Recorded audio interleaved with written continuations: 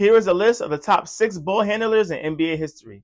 This list was brought to you by Buckets Access. Do you agree with the list? If not, who would you take off and who would you add? Let's break it down. Number 1 on the list is Kyrie Irving. I don't think you can argue anyone else but Kyrie Irving takes the number 1 spot. The way he gets to his spots, dribbles the ball, moves around, he can make anyone look silly. So Kyrie clearly is number 1. Let's get to number 2. They have Iverson number 2. I disagree. I feel Jamal Crawford is number 2.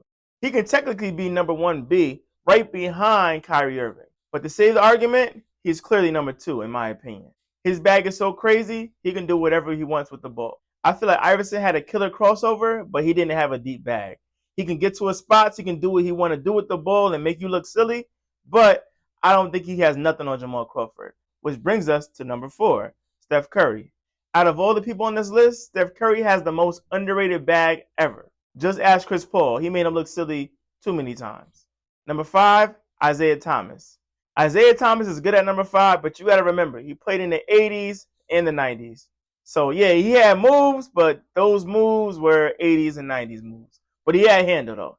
He had really good handle. And number 6, Tim Hardaway. I personally wouldn't add Tim Hardaway to my list, but the UTEP two-step, a.k.a. the Tim Hardaway crossover, is classic. So I understand why Tim Hardaway is on it. But he only had one move, and he always went to the right. I don't know. To replace Tim Hardaway, I would say Jason Williams, a.k.a. White Chocolate. He had a deep bag, a killer crossover, and he had moves for days.